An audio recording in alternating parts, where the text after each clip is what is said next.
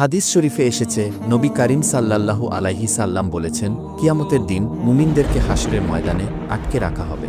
এতে তারা অত্যন্ত চিন্তিত এবং অস্থির হয়ে পড়বে এবং বলবে, যদি আমাদের প্রতিপালকের কাছে কারো দ্বারা আমাদের ব্যাপারে সুপারিশ করা হয়, তাহলে হয়তো আমাদের বর্তমান অবস্থা হতে মুক্তি লাভ করে আরাম পেতে পারি। তাই তারা হজরত আদম আলাইহিস সালামের নিকট গিয়ে বলবে, আপনি সকল মানুষের পিতা। আল্লাহ নিজ হাতে আপনাকে সৃষ্টি করেছেন এবং জান্নাতে বসবাস করতে দিয়েছেন।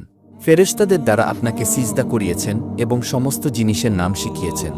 আপনি আমাদের জন্য আপনার প্রতিপালকের নিকট সুপারিশ করুন, যাতে তিনি আমাদেরকে এই কষ্টদায়ক অবস্থা হতে মুক্তি দিয়ে প্রশান্তি দান করেন। তখন হজরত আদম আলাইহিস সালাম বলবেন, আমি তোমাদের এ কাজের উপযুক্ত নই।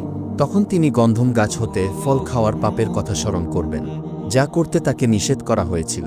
তিনি বলবেন, তোমরা হজরত নূহ আলাইহিস সালামের নিকট যাও, তিনি মানুষের জন্য পৃথিবীতে প্রথম নবী। অতঃপর তারা সকলে হজরত নূহ আলাইহিস সালামের কাছে যাবে। তখন হজরত নূহ আলাইহিস সালাম বলবেন, আমি তোমাদের এ কাজের উপযুক্ত নই। এবং তিনি তার ওই পাপের কথা স্মরণ করবেন, যা তিনি নিজের ছেলে পানিতে ডোবার ব্যাপারে তার প্রতিপালকের কাছে দোয়া করেছিলেন। আর এ দোয়া তিনি না জানা অবস্থায় করেছিলেন। ওই সময় তিনি বলবেন, বরং তোমরা আল্লাহর বন্ধু ইব্রাহিম আলাইহিস সালামের নিকট যাও। নবী করিম সাল্লাল্লাহু আলাইহি ওয়াসাল্লাম বলেন, তখন তারা ইব্রাহিম আলাইহিস সালামের নিকট আসবে। তখন তিনি বলবেন, আমি তোমাদের এ কাজের উপযুক্ত নই।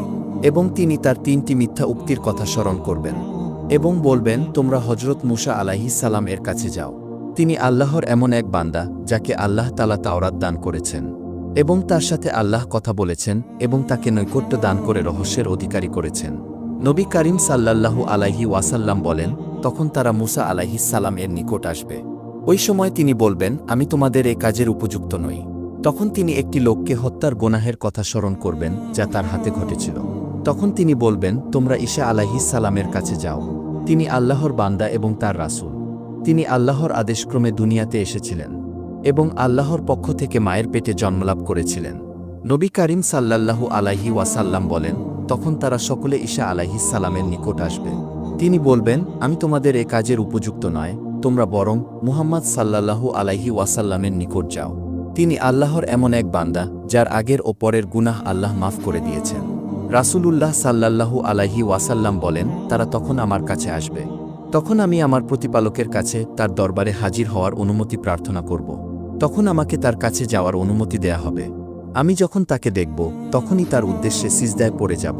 আল্লাহ যতক্ষণ চাইবেন আমাকে এ অবস্থায় রাখবেন। তারপর বলবেন, হে মুহাম্মদ, মাথা উঠাও আর বলো, তোমার সুপারিশ কবুল করা হবে। আর প্রার্থনা করো, যা চাইবে তাই দেয়া হবে। রাসূলুল্লাহ সাল্লাল্লাহু আলাইহি ওয়াসাল্লাম বলেন, তখন আমি মাথা উঠাব এবং আমার প্রতিপালকের প্রশংসা এমনভাবে করব, যা তিনি সে সময় আমাকে শিখিয়ে দিবেন। অতঃপর আমি সুপারিশ করব, এ ব্যাপারে আমার জন্য একটি সংখ্যা নির্দিষ্ট করে দেয়া হবে। তখন আমি আল্লাহর দরবার হতে উঠে আসব এবং ওই লোকগুলোকে জাহান্নাম হতে বের করে জান্নাতে প্রবেশ করাব। তারপর আমি পুনরায় ফিরে এসে আমার প্রতিপালকের দরবারে হাজির হওয়ার অনুমতি চাইব। আমাকে অনুমতি দেয়া হবে এবং আমি যখন তাকে বলবো, তখনই তার উদ্দেশ্যে সিজদায় পড়ে যাব এবং আল্লাহ যতক্ষণ চাইবেন আমাকে এ অবস্থায় রেখে দিবেন। তারপর বলবেন, হে মুহাম্মদ, মাথা উঠাও আর বলো, তোমার সব কথা শোনা হবে এবং সুপারিশ করো, তোমার সুপারিশ কবুল করা হবে। আর তুমি দোয়া করো, যা চাইবে তা দেয়া হবে।